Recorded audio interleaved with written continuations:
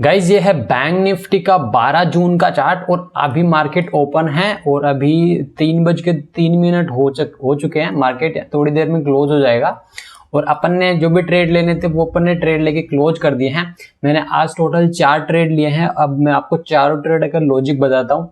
अब 4 ट्रेड इस वजह से हो गई क्योंकि अपने 3 ट्रेड है ना स्टार्टिंग के सही थे, इसी वजह से मैं 4 ट्रेड हो गए। चौथा ट्रेड लिए फिर उसमें मेरा एसएल हिट हो गया। ठीक है, बाकी मैं पेपर ट्रेडिंग कर रहा हूँ, मैं आपको क्लियर बता देता हूँ अभी भी। ठीक है, यदि आपको पता नहीं हो तो अब मैं आपको बता देता हूँ कि देखो अपन ने कहाँ कहाँ पे ट्रेड ली, किस तरीके से, क्या मेरी एनालिसिस थी, क्या मेरा यहाँ पे पॉइंट ऑफ व्यू था कि किस तरीके से मार्केट आज रिएक्ट कर सकता है। तो देखो लास्ट वीडियो में मैंने देखो ये एक ट्रेंड लाइन थी ना, इसके बारे में मैं आपको बताया था कि ट्रेंड लाइन अपने लिए अब बहुत इंपॉर्टेंट है। और ये देखो आज है ना, ये बहुत अच्छे से ऊपर की साइड में मार्केट ने इसको ऊपर की साइड में ब्रेक करा, लेकिन यहाँ पे मेरे साथ में प्रॉब्लम ये हुई कि मैं यहाँ पे ट्रेड नहीं ले पाया। क्यों? क्योंकि देखो यहाँ पे 5 मिनट पे मार्केट कहीं पे रुका ही नहीं। अगर इस ट्रेंड लाइन के आसपास में यहाँ पे कहीं पे अगर एक आध कोई कैंडल बना देता ना यहाँ पे, तो मैं ये ट्रेड जरूर ले लेता। ठीक है, बट ये ट्रेड ये यहाँ पे कुछ भी नहीं रुका। मार्केट देखो यहाँ से कंटिन्यूअसली चलता ही चला जा रहा है। मैं खुद इस ट्रेंड लाइन का वेट कर रहा था, पर मेरा ऐसा था कि यहाँ पे थोड़ा मार्केट रुकेगा तो देखो अपना स्टॉप लॉस डिफाइन हो जाता है यहाँ पे कहीं पे। अगर मैं यहाँ पे कहीं पे अगर ट्रेड लेता ना, तो फिर उसका स्टॉप लॉस है ना पूरा यहाँ पे कहीं पे जाता। अगर ट्रेड गलत होता ना तो बहुत गंदा लॉस में जाके पटकता। ठीक है, इस वजह से मैंने ये ट्रेड लिया ही नहीं था और ये पूरा ट्रेड मेरा ऐसे के ऐसे मिस हुआ था। मैंने यहाँ पे ट्रेड लिया ही नहीं फिर। ठीक है, और फिर देखो फिर मैंने ट्रेड कहाँ पे लिया था, मैं पहला ट्रेड बताता हूँ।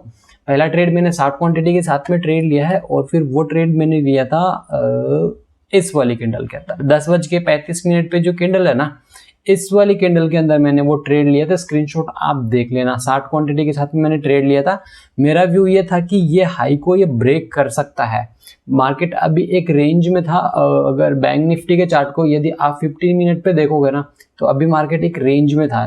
तो मुझे लग रहा था कि इस रेंज पूरे रेजिस्टेंस पे आ गया था, यहाँ पे आके होल्ड कर रहा, तो हो सके तो निकाल भी सकता है।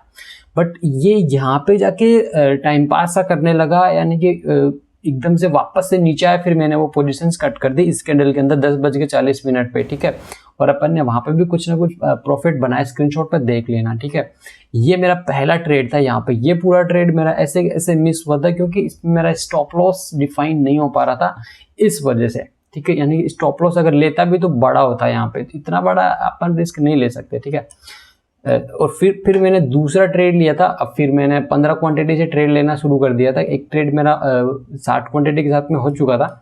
फिर मैंने 15 क्वांटिटी के साथ में ट्रेड लिया था इस वाली कैंडल के अंदर शायद 11:10 पे।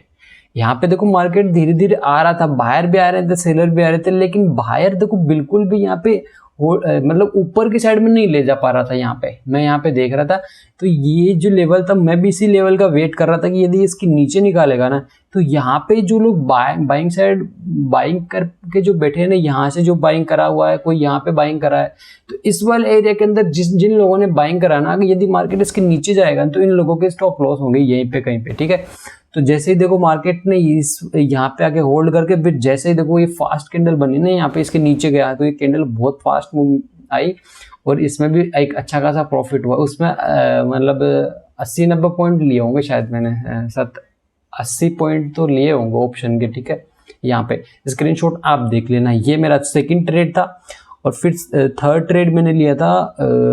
फिर देखो यहाँ पे ये होल्ड कर रहा था और फिर ये वापस देखो यहाँ पे एक तो 50,000 का लेवल भी है। ठीक है, तो इस 50,000 के लेवल के पास में ये यहीं पे होल्ड कर रहा था और ये देखो यहाँ पे भी एक हाई लगा के वापस आ गया मार्केट, तो फिर यहाँ पे आके होल्ड करने लग गया। तो फिर मैंने इस वाले कैंडल में थर्ड ट्रेड लिया था 12:35 वाले कैंडल के अंदर और उसका स्टॉप लॉस मैंने इस रेंज का हाई लगा रखा था। और देखो ये यहीं से देखो नीचे की साइड में गया था और बहुत फास्ट मूवमेंट आई थी यहाँ पे भी। ठीक है, तो अपन है ना एकदम सिंपल ट्रेड लेते हैं प्राइस एक्शन पे। ठीक है, और बहुत अच्छा यहाँ पे भी ऑप्शन के अंदर मूवमेंट आया था, बट वो होल्ड नहीं हो पाया था, तो मैंने तुरंत उसको एग्जिट भी कर दिया था। इसके अंदर भी काफी अच्छा मूवमेंट अपने को मिल गया था। ठीक है, मतलब ज्यादा होल्ड नहीं करते अपन, मतलब ऐसा नहीं है कि आधा पौन घंटे के लिए लेके बैठे हैं। कोई ट्रेड होती है 5 मिनट के लिए भी हो जाती है, कोई ट्रेड 2-5 मिनट के लिए भी होके फ्री कर देती है। ठीक है, तो ये ऐसे 3 ट्रेड अपने हो गए। फिर अब मेरा यही है कि अब जब तक एक स्टॉप लॉस नहीं होगा ना तब तक अपन ट्रेड करे जाएंगे, ठीक है। जैसे एक स्टॉप लॉस होगा अपन ट्रेड बंद कर देंगे, ठीक है।